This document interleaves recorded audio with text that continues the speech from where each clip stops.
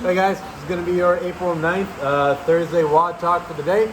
So let's get right into it. We got parts A and B. Parts A is kind of similar to last Thursday, I believe. It's going to be a lot of running to start off the day. We're going to go for 5 rounds of a 2-minute run at about 85% effort, followed by 2 minutes of rest. Okay. Now this run at 85% means it's going to be hard. You should be breathing pretty hard at the end of your 2 minutes, but it should be repeatable, which is why we're not doing it like closer to like 90 to 95. Okay, so still have like a little bit left in the tank, and do your best to recover in these 2 minutes. So between the 85% effort and the 1-to-1 work to rest ratio, you should be able to repeat similar distances between all of your 2-minute runs. Okay, after 5 rounds of that, get a little bit of rest, and then let's get set up for part B. So for part B, we're going to be doing a little bit of strength and conditioning. All in one. It's going to be a series of 2-minute AMRAPs followed by 1 minute of rest. Okay, so in 2 minutes, we're going to do 50 double unders / 75 single unders.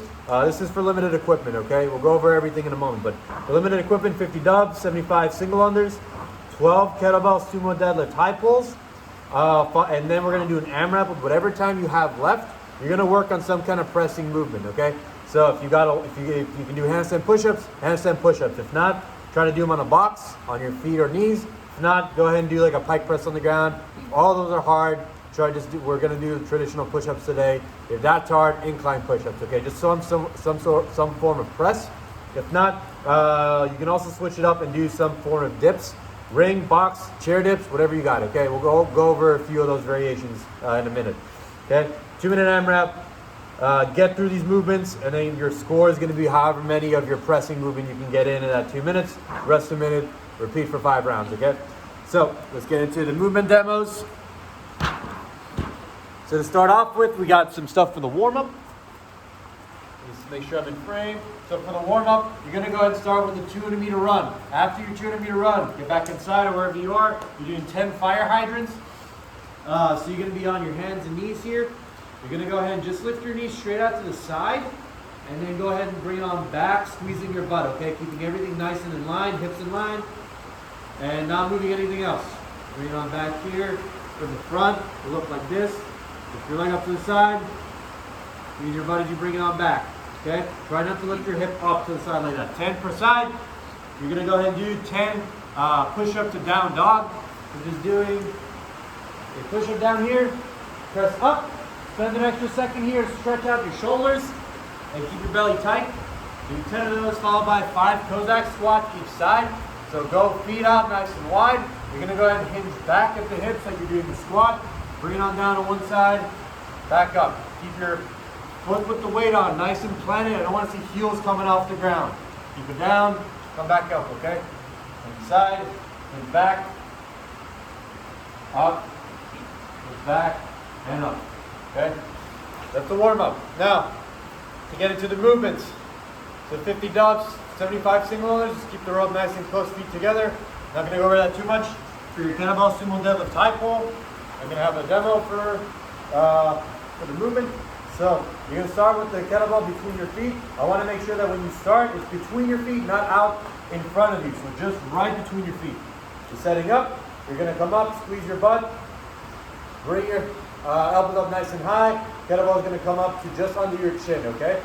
So really important, turn to the side for a second. You're just keeping this as close as you can to her. So right between your feet on setup and staying really close on the way up. Really squeeze your butt and try not to overuse your arms on this, okay? So 12 of those.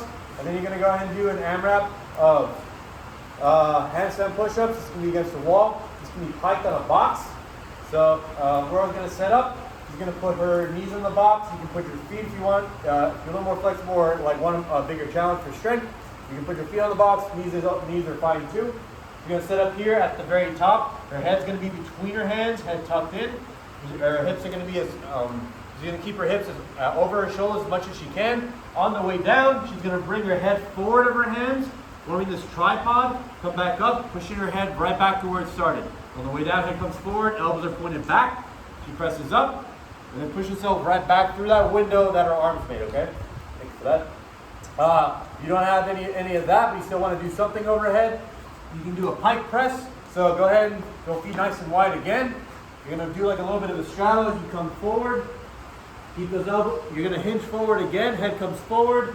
Elbows pointed back. Press up. Finish with your head between your arms again, okay? Try as best you can. As long as you're flexible, bring your hands as close to your feet as you can. Get as vertical as you can.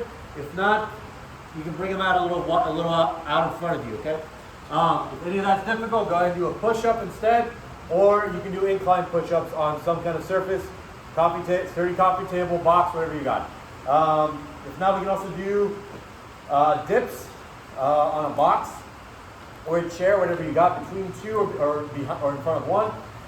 You're just going to go ahead and do a dip, come down as far as you can while keeping good shoulder mechanics. So as she comes down and come back up, she's going to squeeze her shoulder blades back and come straight down, making sure the shoulder doesn't roll forward, okay? If it starts rolling forward, you're going a little too far. Go ahead and stop a little above that, okay?